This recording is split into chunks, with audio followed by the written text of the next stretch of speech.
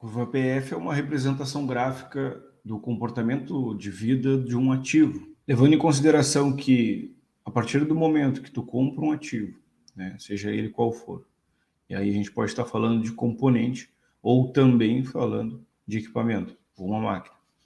Essa máquina ela vai ter uma ótima performance quando nova, mas com o passar do tempo ela vai se degradar, o equipamento vai se degradar. A curva PF busca representar graficamente a diferença e o distanciamento entre uma falha potencial e uma falha funcional. No vídeo anterior a gente falou sobre falhas funcionais e falhas potenciais. Hoje a gente traz a curva PF, que é uma representação gráfica desse tipo de falha, né?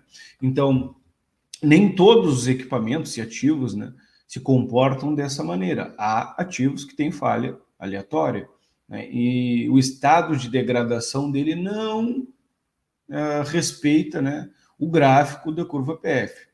Curva PF nada mais é do que essa representação gráfica, né, da diferença entre a falha potencial e a falha funcional, e quer ela identificar, né, e representar graficamente que existe uma diferença de tempo entre um acontecimento e outro. De certa forma, a curva PF ela sinaliza que é possível, em alguns equipamentos, trabalhar com uma preventiva condicional. E aqui nós temos essa representação gráfica. Se vocês podem ver, isso aqui é um plano cartesiano, onde no eixo vertical a gente tem o desempenho do equipamento e no eixo horizontal a gente tem o tempo de operação. Tempo de operação geralmente medido em horas. Quantas horas esse equipamento funcionou? Então, como eu disse anteriormente, né, a gente tem uma falha potencial primeiro e depois, né, tem uma falha funcional. Fazendo uma analogia, falha potencial é um aviso de que uma falha funcional está em vias de fato de acontecer. Nessa representação gráfica que a gente fez aqui, nesse eixo vertical a gente tem o desempenho do equipamento, que é o tempo de operação, e aqui começa o comportamento, né, a representação gráfica da curva PF. Botei aqui equipamento novo, né? Imagina quando você compra um equipamento, compra um ativo, adquire, né, esse ativo vai operar na sua máxima performance. Então aqui a gente tem um desempenho ideal, desempenho máximo. Com o passar do tempo, né, esse ativo entra em degradação. E o que é degradação? Desgaste, né, entre as partes, né, rotativas, dependendo de que tipo de equipamento é, ou, né, entre as partes móveis, dependendo do tipo, né, de equipamento é. Mas todos os ativos sofrem algum tipo de desgaste. Então, quando esse desgaste começa a ocorrer, em alguns equipamentos e componentes, existe a falha potencial que nos avisa, né, que alguma coisa está errada com aquele equipamento. Então, como essa falha potencial é demonstrada, né, recapitulando do vídeo anterior, a falha potencial é demonstrada com um aumento de temperatura ou um aumento de vibração, talvez, né, um aumento nos níveis de ferro, né, no óleo. E por isso que, de certa forma, as falhas potenciais elas são rastreáveis através da manutenção preditiva. Então, aqui a gente tem, né, o indício, né? Está te avisando que alguma coisa está errada com aquele equipamento.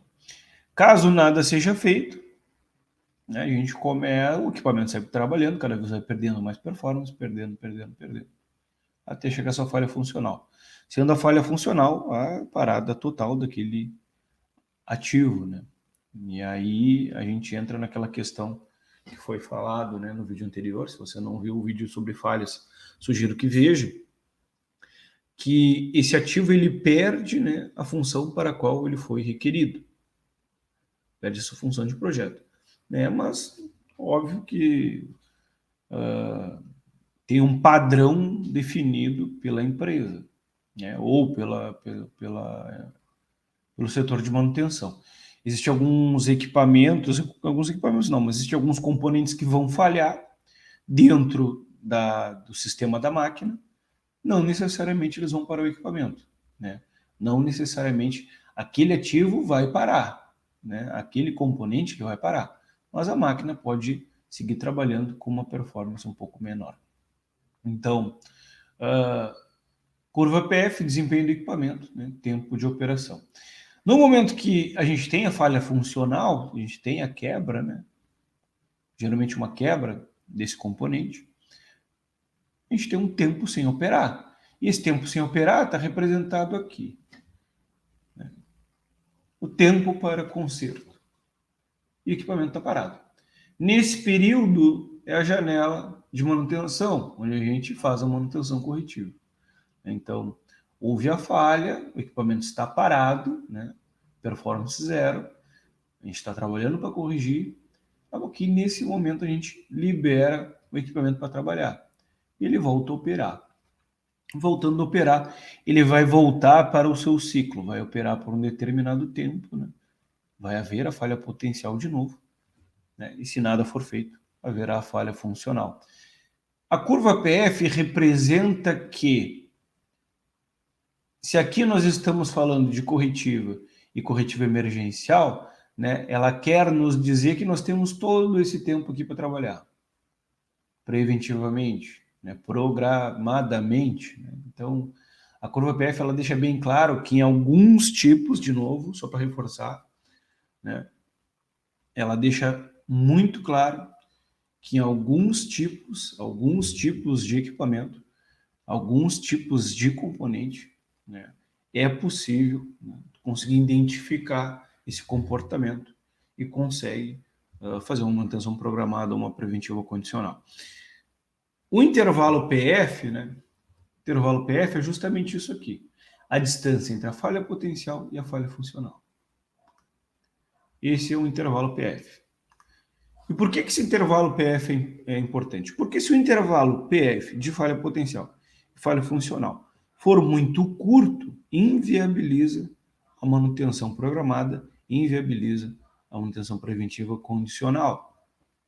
Porque não dá tempo, não dá tempo de tu programar, não dá tempo de tu conseguir agir preventivamente, né? Não dá tempo de tu adquirir material para te conseguir fazer aquele serviço.